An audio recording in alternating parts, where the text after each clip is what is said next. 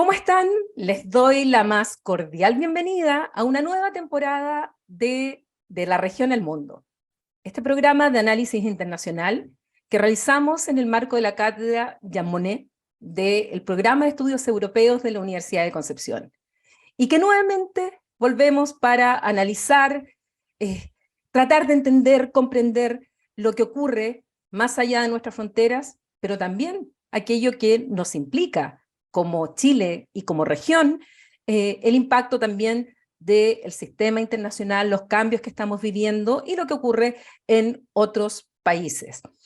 Y es así que estamos muy contentos de poder partir con esta temporada para cumplir con esos objetivos que tenemos de difundir los estudios internacionales, el análisis internacional, y con la compañía siempre de analistas tanto de nuestro país, del Programa de Estudios Europeos, y también invitados e invitadas de otros países.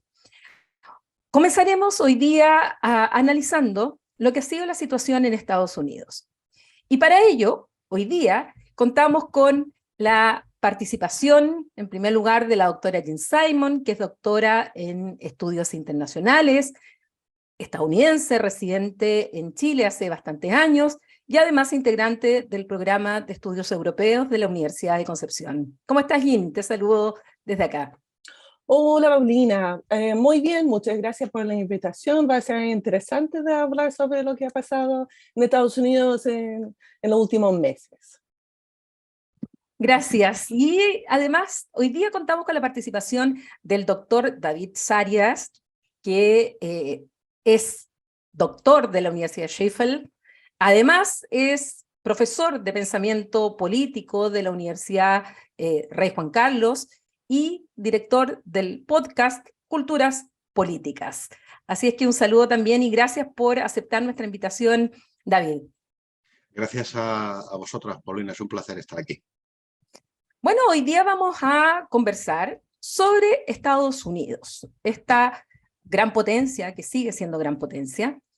Y quiero partir contigo, David, un poco para que le expliquemos a la gente que nos escucha. Tú eres especialista, eres historiador, justamente te has dedicado a Estados Unidos. Pero partamos un poco de darle ciertas bases respecto a cómo se creó Estados Unidos y cuánto de aquel acto fundacional hoy día se ve reflejado todavía en la cultura política estadounidense. Bueno, me preguntas un poco por el sentido de la vida, según los norteamericanos, y te tengo que contestar en 2 minutos. Bueno, yo creo que de los orígenes de la nación, quizá lo que es más relevante ahora y que a veces se nos olvida es el papel que los padres fundadores le dieron a la Cámara de Representantes. Estamos viviendo ahora mismo un momento muy turbulento en la Cámara de Representantes. Kevin McCarthy acaba de lograr que le elijan portavoz en un contexto de enorme tensión, porque no consigue que sus propios compañeros del partido, copartidarios del Partido Republicano le voten. No consigue una mayoría de la mayoría. Lo cual ha generado pues bastante polémica. Con razón, porque es una situación muy anómala, que el Speaker of the House no se ha elegido en primera votación. Ahora bien, si nos vamos a un contexto un poquito más amplio, conviene recordar que la Cámara de Representantes se elige como la Cámara de los tres, de todos los órganos de gobierno de Estados Unidos, del gobierno federal, como el más democrático, el que está más pegado a la opinión pública. Los miembros de la Cámara se deben a sus votantes en su circunscripción, y eso la convierte en una Cámara muy cacofónica, en el que hay mucho ruido, en el que se acogen por diseño los puntos de vista más radicales. Y además está diseñada para compensar el Senado y, por supuesto, la presidencia. El Senado se supone que es una Cámara mucho más tranquila, y la presidencia, de los tres poderes, en realidad la que está más alejada de la pasión del votante, por llamarlo de alguna forma. Y esto es importante porque si olvidamos esto, olvidamos que, en cierto modo, no sé qué opina Jean acerca de esto, la Cámara está cumpliendo la función que tiene. Dicho esto, es verdad que creo que, lo está ahora mismo por los medios, que en 100 años esto no había ocurrido nunca. Es decir, evidentemente ha habido un proceso de radicalización en la política norteamericana, que seguro que lo vemos luego, que se refleja esa radicalización en las dificultades que el Partido Republicano tiene para gobernarse a sí mismo. Pero insisto, en respuesta a tu pregunta, que no se nos olvide que esto es así no por accidente, es así por diseño. La Cámara de Representantes está diseñada como válvula de escape de las pasiones políticas más primarias. Gracias, David. Un poco conectando con eso, Jean, porque después vamos a adentrarnos en lo que significa las derechas o el Partido Republicano, pero partamos un poco con tu visión del actual gobierno de Biden, del propio Partido Demócrata, que tampoco está exenta de estas divisiones, y de cómo dentro de este contexto post-Trump y con un trumpismo que quedó, encuentras tú que se ha ido manejando tanto el Partido Demócrata como el propio presidente Biden. Es que hay muchos elementos que están dentro de esa pregunta. Para contextualizar, quiero como profundizar en lo que comentó David en relación a la Cámara de Representantes y destacar una característica del sistema estadounidense que es diferente al sistema chileno y yo imagino también al sistema español. Uno es un sistema bipartidista, como eso casi siempre son republicanos versus demócratas en los últimos 100 años, pero al mismo tiempo, durante mucho tiempo, hubo más coordinación, más apoyo, más proyectos comunes entre los republicanos y demócratas. Y son más o menos hace 30 años, pero especialmente a partir de la elección de Barack Obama, que se generó como ese Tea Party fue un movimiento que surge justamente después de la elección de Barack Obama, que empieza la polarización dentro de la Cámara de Representantes. Yo diría mucho más polarizado la Cámara que la sociedad estadounidense en general. Eso también vemos en Chile también. Y un segundo elemento que es muy diferente a Chile es cómo se va definiendo los distritos para la elección de los representantes. Y ese ha aumentado la polarización. Por eso, para las personas que miren a veces la televisión, por ejemplo, CNN, que va mostrando, ¿cierto? Hay estados azules, hay estados rojos, que ese se agudiza adentro de la elección de representantes de la Cámara, justamente porque va definiendo, o gerrymandering, la palabra en inglés, va definiendo los distritos para asegurar que los republicanos van a ganar. Cuando hay un gobernador republicano, cuando hay un gobernador demócrata, hace lo mismo. Como se va generando distritos donde tiene que ganar, donde lo que es más importante es la primaria. Como consecuencia, cuando uno mira una figura como Joe Biden, conocido por ser alguien que podía trabajar con los republicanos, que es como, no un bisagra, pero sino un político que va generando relaciones para lograr proyectos en común entre los republicanos y los demócratas, y ese da una mayor estabilidad, ¿cierto? Menos radicalización dentro de la política estadounidense. Trump, por el otro lado, y yo diría especialmente para mí como estadounidense, fue bien chocante su discurso de inauguración, por ejemplo, cuando él habla solamente a los republicanos con una visión muy negativa. Y en eso también yo diría como muy parecido a Chile, el estilo Biden, en el sentido que uno habla a todos, los y las chilenas, ¿cierto? Y Trump empezó ese argumento bueno, no empezó, pero en su discurso, donde en verdad el discurso del presidente debe ser un discurso que une, va dividiendo. Y ese se observa aún más. Y por eso que se ha transformado ahora esas divisiones dentro del Partido Republicano, que existía antes, pero como bien explicó David, en verdad se agudizó ahora en la elección de presidente, y era para mostrar quién tiene el poder.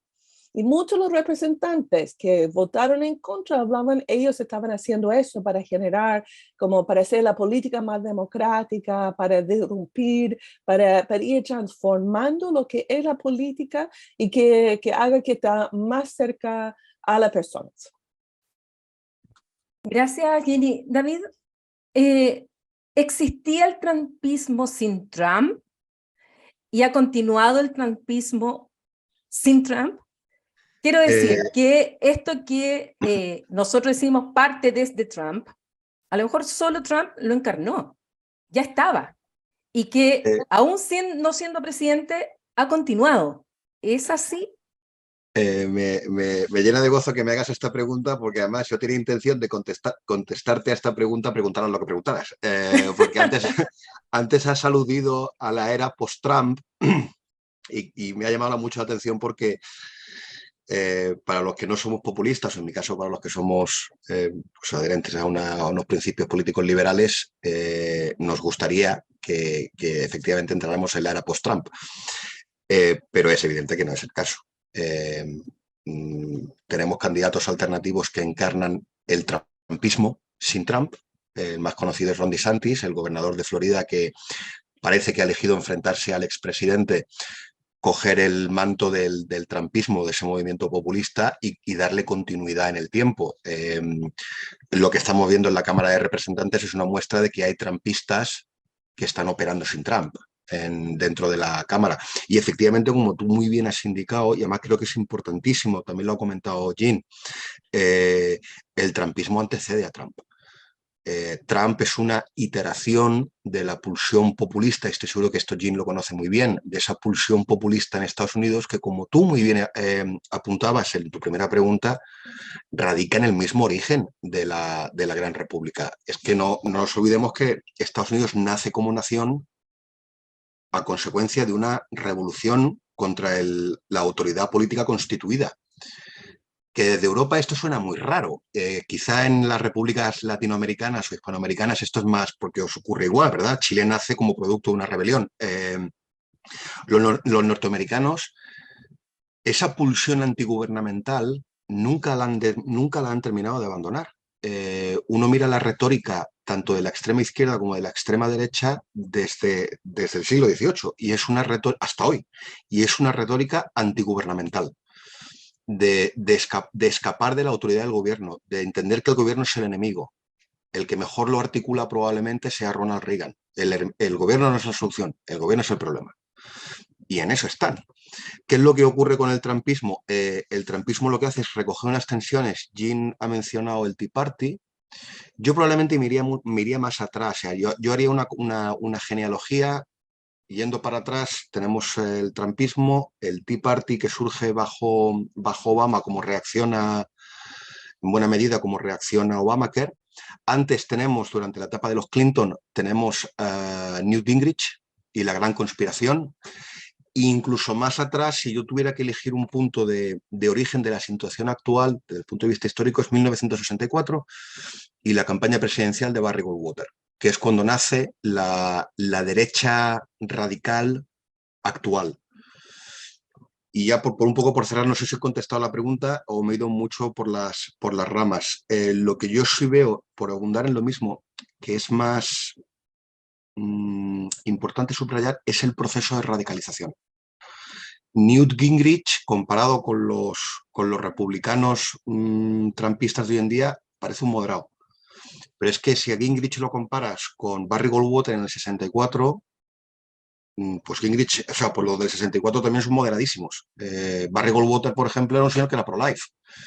Es decir, ha habido un proceso al que Jean ha aludido de vaciamiento de los espacios comunes, en los que demócratas y republicanos podían más o menos estar de acuerdo. Ha habido una voladura del consenso de posguerra, que se establece entre 1950 y 1970. Y lo que estamos viendo es un proceso a largo plazo de vaciamiento de esos lugares comunes, que además son imprescindibles para la supervivencia de cualquier comunidad política. Yo encuentro muy alarmante que haya republicanos, como por ejemplo el Partido Republicano de Texas, que está abiertamente hablando de secesión. Es verdad que son unos radicales, es verdad que son una minoría dentro de una minoría, pero si te vas a la prensa norteamericana, el término guerra civil se utiliza recurrentemente y se especula recurrentemente. Dicho esto, y creo que lo hablábamos ayer con Paulina, la debacle en el Congreso también está, y el fracaso del trumpismo en las midterms también está denotando que ese proceso de radicalización es posible que esté llegando a su marca más alta. Yo creo que también hay indicadores que nos hacen pensar que ese ascenso del populismo radical puede estar llegando a su punto máximo y podemos estar retornando quizá a una política más centrada, más centrista, más centrada en hacer política. Porque lo que tenemos ahora en los dos extremos es la antipolítica. Es la pulsión prácticamente revolucionaria, como vimos en el asalto al Capitolio. Y en ese sentido, Jen, dos preguntas en una. Una, ¿de qué manera esto que estamos hablando en la Cámara de Representantes se traspasa a otros poderes? Por ejemplo, al propio Poder Judicial, que es tan importante, más aún que en Estados Unidos tienen un sistema diferente al nuestro, que es continental, sino que es basado en el common law, en el precedente. Ya tenemos algunos antecedentes de sentencias que han sido cambiadas y ha tenido efectos y protestas, y además pensando que es un Estado federal, por lo tanto también tienen sus propias normas a nivel de Estados federados. ¿Cómo esto también se está traspasando a este ámbito? Y en segundo lugar, ¿cuánto también es el sistema electoral que tiene Estados Unidos que influye en esto? Porque finalmente ha pasado en varias elecciones, sobre todo en las últimas, en que quien ha obtenido la mayor cantidad de votos a nivel popular no es elegida, en el caso de Hillary Clinton, o elegido presidente de Estados Unidos, sino que finalmente juega el sistema de los grandes electores, donde eso se distorsiona la votación popular con la elección de grandes electores. Y finalmente terminan, como el caso de Bush, con una sentencia de la Corte de Florida determinando quién era el ganador de la elección. ¿Cómo juegan esos elementos en la sociedad también estadounidense? Bueno, súper buena pregunta, que al final el sistema electoral de Estados Unidos es más complejo, ¿cierto? A nivel nacional, con el colegio electoral, que puede ganar un presidente, porque todavía no tenemos una presidenta, que no logra el voto popular. Aunque generalmente, la gran mayoría de los casos no pasa, pero ha pasado, ¿cierto? Pero yo diría lo que es interesante es como la estrategia que han utilizado los distintos, bueno, tanto el Partido Republicano como el Partido Demócrata. Si no logra la presidencia, se va por otro lado.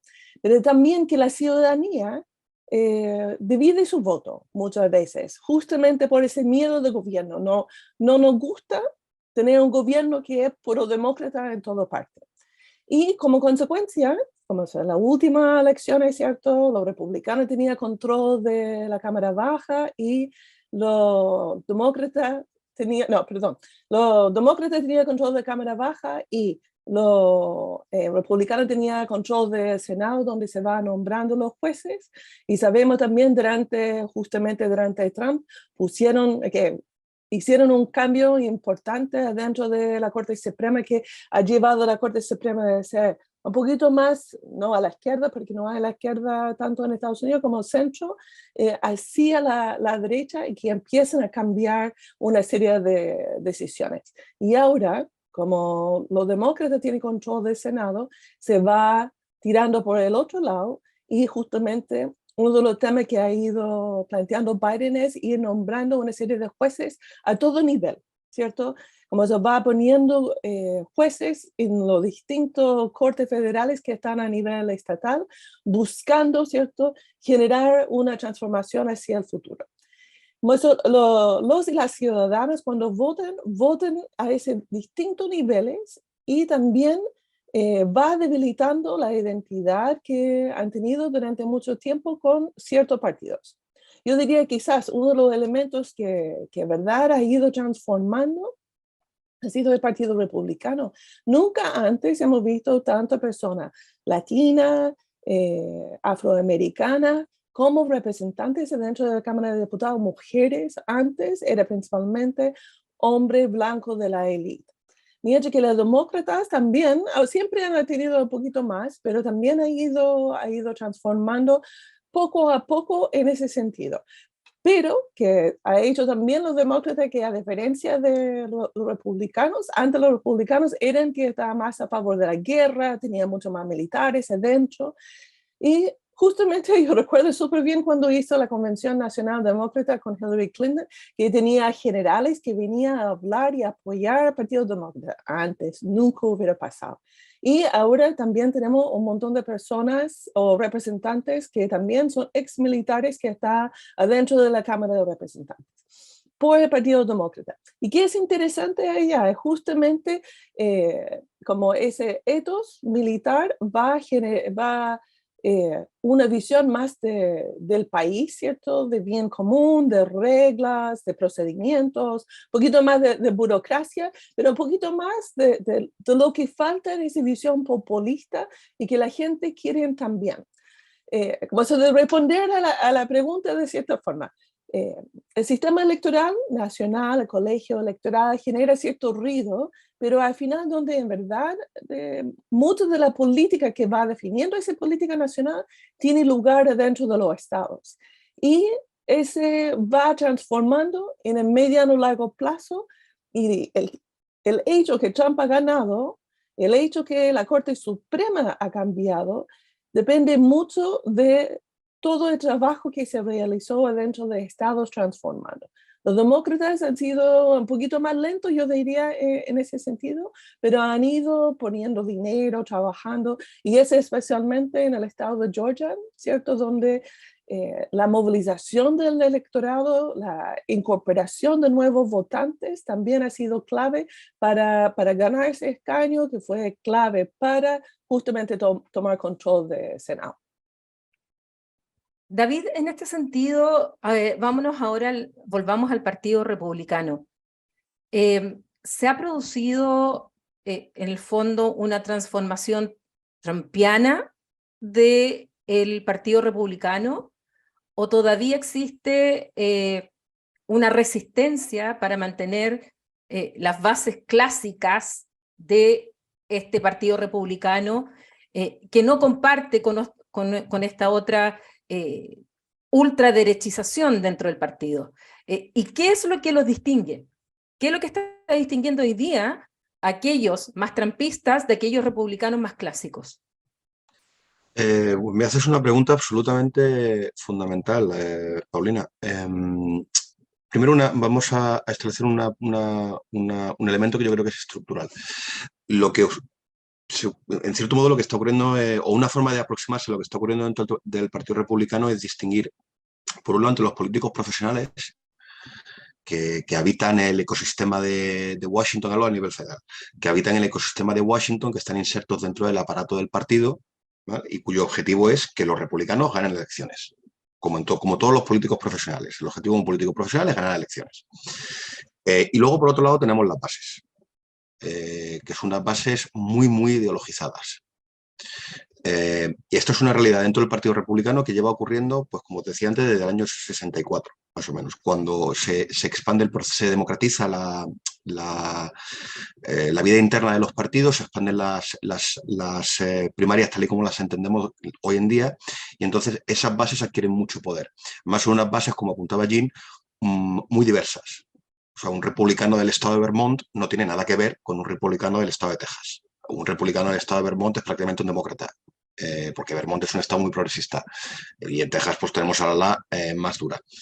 Esto es concomitante a la vida política de los partidos. A los demócratas les ocurre igual.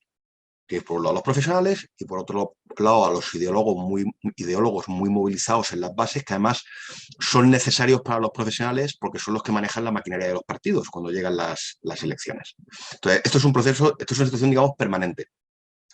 ¿Por qué es tu pregunta tan interesante en el contexto en el que estamos hoy? Porque, y de esto sí estoy completamente convencido, lo que representa el trumpismo La forma particular que está tomando esa radicalización de las bases es un realineamiento político. El anterior que tuvimos fue el de Franklin Roosevelt, que es cuando aparece el Partido Demócrata que conocemos hoy, esa coalición entre afroamericanos, católicos, pobres, ¿no?, frente a unos republicanos que a quien representan es a los intereses de clases medias altas, grandes corporaciones, de las costas. Ese sistema de partidos empieza a deteriorarse en los años 60 y ahora mismo está saltando por los aires. ¿Cuál es la principal novedad que representa el trumpismo? Y es fundamental entenderla. El trumpismo lo que hace es usurpar una parte muy significativa del discurso político tradicionalmente asociado a los demócratas. El trumpismo, como populismo que es, apela a la clase trabajadora con una educación no superior a la educación media, a los ámbitos demográficos más rurales, que son votos tradicionalmente demócratas. ¿Qué ha ocurrido dentro del Partido Republicano? Esto genera una tensión con el republicano tradicional, que a quien está intentando apelar es a la clase media, profesional y educada, o directamente a los intereses empresariales.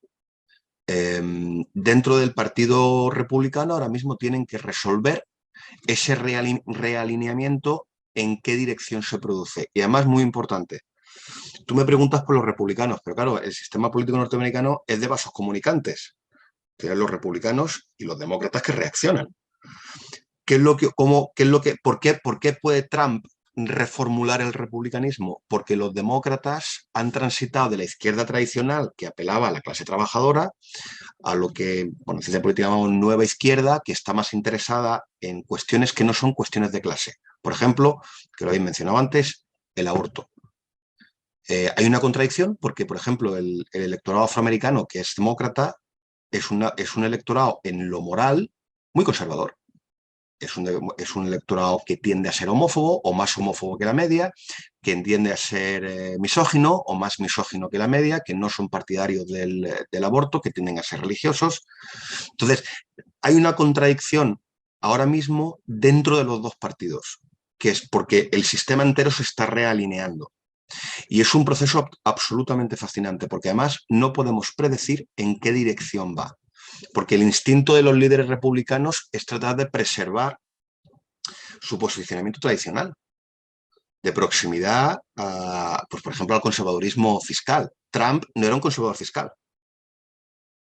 Trump o por lo menos no retóricamente, luego en la práctica sí, porque tenía estas tensiones entre su apelar al voto trabajador o al voto de clase trabajadora y la necesidad de satisfacer a los donantes tradicionales del Partido Republicano, que son las grandes empresas. Entonces hay una tensión ahí que los republicanos están en el proceso de resolver.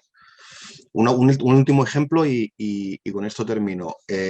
Los oponentes de McCarthy, el ala más dura del Partido Republicano ahora mismo, están al mismo tiempo apelando a este voto poco educado, rural, de clase trabajadora, y al mismo tiempo y en el mismo sitio están exigiendo que el gobierno federal se contraiga, que las políticas sociales, que ya de por sí son pequeñas, del gobierno federal se contraigan todavía más. La misma contradicción existía con Obamacare para Trump. Intento apelar a los mineros de las Carolinas, bueno, de la zona de los Apalaches, que es una zona muy desfavorecida, pero al mismo tiempo intento cargarme Obamacare, que está dando servicio justamente a este electorado. Entonces, esta contradicción es absolutamente fascinante ver cómo se va a ir resolviendo. Digo fascinante desde el punto de vista de la ciencia política y si uno no vive en Estados Unidos, claro. Pues si uno vive en Estados Unidos lo que te pone es muy nervioso. Pues, en fin, no sé si te he contestado a la pregunta. Sí, absolutamente. Y en los minutos que nos quedan, quiero que pasemos un poco a política exterior. Estos cambios de Trump a Biden, ¿cuánto afecta el entorno internacional? ¿De qué manera esto va produciendo efectos, modelos?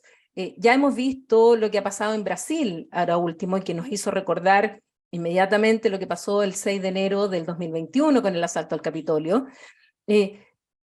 ¿Cómo, y esa es la pregunta general para los dos, de qué manera lo que pasa en Estados Unidos, tanto dentro del sistema político estadounidense como las decisiones en política exterior, terminan afectando al resto de los países?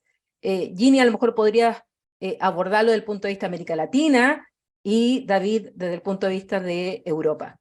Ginny. Bueno, y también desde el punto de vista de Estados Unidos, de cierta forma, que si uno mira a Estados Unidos, especialmente con la paz americana que surge a partir de la Segunda Guerra Mundial, ya estamos entrando en otra época. Antes había un acuerdo transversal, ¿cierto?, en relación a lo que es la política exterior de Estados Unidos. Había ciertos espacios, pero en general Estados Unidos no estaba dividido en su política exterior, ¿cierto? No había una política exterior republicana, una política exterior demócrata. Y se empieza a debilitar, ¿cierto? Especialmente con George Bush después de 2001, ¿cierto? Poquito antes, pero yo diría en ese periodo que, bueno, ni tanto en 2001, porque eso también generó, ¿cierto?, esa defensa de Estados Unidos. Pero con Trump claramente se debilita la política estadounidense interior o nacional, va incidiendo en la política exterior, especialmente en relación a Rusia. Hay que pensar que durante, ¿cierto?, desde el fin de la Segunda Guerra Mundial, con la Guerra Fría, la Unión Soviética era el malo de la película, nuestra película especialmente, y ese cambia justamente con Trump y esa relación con Putin, y hay una división. También por los problemas que existen adentro del país, la necesidad de tener mayores acuerdos también se va generando que no tiene tanta energía ni tantos recursos para gastar hacia afuera. Lo que es llamativo para mí tiene que ver con Ucrania, la cantidad de dinero que Estados Unidos está invirtiendo en dinero y en armas en relación a Ucrania durante el gobierno de Biden. Uno podía preguntar si ese hubiera sido igual o va a ser igual con un gobierno republicano o en los próximos periodos. Mientras que ha ido debilitando, ¿cierto?, su presencia en Medio Oriente. En América Latina me parece que Estados Unidos cada vez tiene menos presencia acá, China cada vez es más importante dentro de América Latina, la Unión Europea también de cierta manera, pero en verdad China, donde hay grandes inversiones, viene más de China, especialmente en Brasil, pero en todos los países en América Latina. Como consecuencia, Estados Unidos ya no somos, ¿cierto?, su patio trasero, y tampoco se ve la posibilidad de ir generando la integración económica de las Américas como planteó AMLO en la reunión, ¿cierto?, con Biden y Trudeau de manera reciente. Son como sueños de ir transformando las relaciones entre América Latina y Estados Unidos, pero Estados Unidos de verdad tiene mucho más problemas dentro de su propia frontera. El tema de la globalización, el comercio exterior, sigue siendo un tema no resuelto entre los distintos partidos y como consecuencia no hay un mensaje claro. Inmigración sigue siendo un tema importante para Estados Unidos. Eso, hay demasiados temas internos que tiene que resolver para tener una política exterior que en verdad tiene una visión de mediano a largo plazo. Eso, yo personalmente pienso que la presencia de Estados Unidos va a estar cada vez más reducido en la esfera internacional. Ya nadie cree en sus compromisos y sus promesas internacionales, especialmente en tema medioambiental. Quizás el único área donde vamos a ver una presencia importante de Estados Unidos tiene que ver con la OTAN, y es en relación justamente con la frontera con Rusia, como de cierta manera de ir defendiendo ese, yo diría, la isla de democracia, ¿cierto?, en Europa, frente al populismo, fascismo, etc. David, ¿cuál es tu impresión, sobre todo mirado desde Europa? Bueno, yo quería dividir mi respuesta en dos partes. Primero, desde el punto de vista de política exterior del Estado norteamericano, que lo ha cubierto muy bien Jean. Yo quizás simplemente añadir que en realidad la política exterior de los estados está sujeto a, digamos, de una dimensión estructural que escapa o en buena medida escapa de la capacidad de acción de un presidente individual. Estoy pensando, por ejemplo, en Donald Trump. Donald Trump intenta aproximarse a la figura de Putin, pero no puede. A partir de cierto momento, el propio Senado de los Estados Unidos, el propio Congreso le bloquea. Cuando llega a Europa y critica a la OTAN y amenaza critica la actitud de los europeos que no hacen sus contribuciones. A ver, cambia el estilo, pero lo que estaba diciendo Trump era exactamente lo mismo que han dicho todos los presidentes norteamericanos de Truman para acá. Y al final, pues no ha pasado nada. Yo tengo la intuición de que si Putin hubiera invadido Ucrania con Trump en la presidencia, yo no creo que la política exterior del Estado norteamericano hubiera sido significativamente superior, o sea, diferente, porque hubiera llegado un momento que el propio Senado, que tiene la capacidad para hacerlo, usurpa las funciones del presidente en política exterior, que ya lo hizo. Entonces, por ahí, evidentemente, un realineamiento con el cada vez mayor peso de China y una reorientación de la política norteamericana hacia el Pacífico que viene de largo y que evidentemente se va a continuar en el tiempo, y unos Estados Unidos que son comparativamente más débiles, siquiera porque China es más fuerte. Entonces, por un lado, eso por un lado. Por otro lado, y yo creo que esto es, no sé si en realidad tú ibas por ahí cuando has preguntado, lo que sí es muy importante y es novedoso es el papel que ocupan ciertos grupos ideológicos dentro de Estados Unidos insertados dentro de lo que nosotros llamamos comunidades epistémicas transnacionales, que esto es un término muy largo, lo explico muy rápido, que son grupos de personas que tienen una afinidad ideológica en distintos países y entran en contacto unos con otros. Esto es fundamental, porque el trumpismo, hay unas conexiones evidentes, profundas e importantísimas entre los trumpistas de Estados Unidos, los ideólogos y estos operadores de la derecha radical populista norteamericana, con, por ejemplo, sus equivalentes en España dentro del partido político Vox, o un terreno que tú conoces mejor que yo, en Polonia o en Hungría, o con el Brexit, los partidarios del Brexit. En América Latina, a mí me consta que existen, bueno, es evidente con el caso de Bolsonaro, en Brasil, pero a mí me consta que también existen, por ejemplo, en México.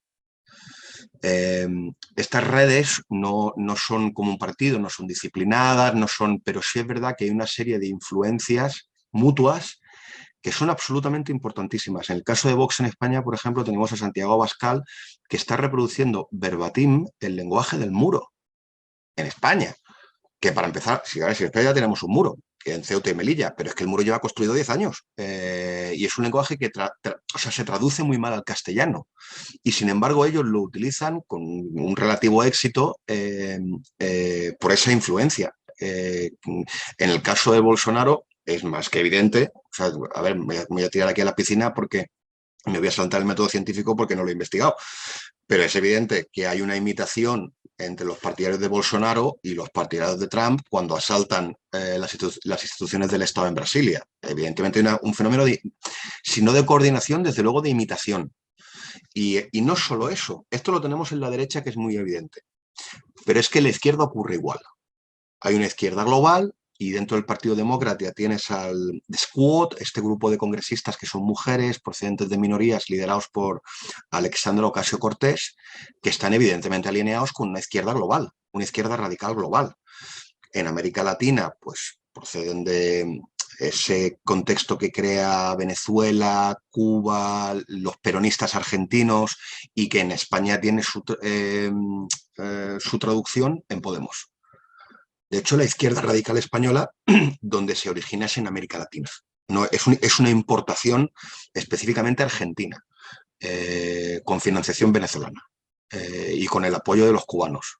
Entonces, estas redes transnacionales son importantísimas, porque lo que ocurre en Estados Unidos va a resonar tarde o temprano, tanto en América Latina como en Europa. Y con esto cierro, ojo que al revés también. Que a veces se nos olvida. Tendemos a pensar que todo ocurre primero en Estados Unidos y luego, ¿no?, el imperio tose y los demás nos resfriamos. Pero es que al revés ocurre también. En el caso de Podemos, por ejemplo, que es el que está más estudiado, que es la izquierda radical española, lo que ocurre en España con el movimiento 15M, luego se traslada a Estados Unidos con el movimiento Occupy Wall Street. Luego, esas redes de influencia mutua funcionan en las dos direcciones. Yo sé, por ejemplo, que la derecha española influye mucho, católica, influye mucho a la norteamericana allá por los años 50, y en el discurso, por ejemplo, antiabortista. Así que esa es una esfera a la que conviene prestar atención, cómo se mueven estos políticos que están en los polos y que están en contacto a través de las fronteras, porque va a marcar nuestro futuro político. Nuestro en el sentido de ellos, los norteamericanos, de vosotros en América Latina, y nuestro en Europa. Bueno, yo les agradezco muchísimo la conversación, el análisis, porque creo que justamente logramos eso, cómo distintos fenómenos que tienen sus bases históricas, que son muy importantes, políticas, sus efectos jurídicos, sociales, no son aislados. No estamos viviendo, porque a veces cuando vemos los medios de comunicación, las noticias y los noticieros centrales en cada uno de nuestros países, pareciera que todo ocurre por primera vez en nuestro país. Y no nos damos cuenta que no solamente hay un pasado, sino que hay conexiones y hay proyecciones, además, de lo que esto podría generar en el futuro. Así es que yo les agradezco, Ginny, David, por haber compartido este capítulo de la región al mundo, y junto con despedirlos, también dejar invitado a todos nuestros televidentes a que continúen viendo estas pequeñas cápsulas, estos pequeños análisis que tratamos de hacer, como dice el titular, desde la región al mundo, desde la región del Biobío, pero ya abierto al mundo. Seguiremos con análisis, es uno de los objetivos de la Cátedra Jean Monnet. Agradezco a Canal 9 Regional el que podamos transmitir estos programas y que continuarán por muchas semanas. Así es que hasta la próxima. Muchas gracias.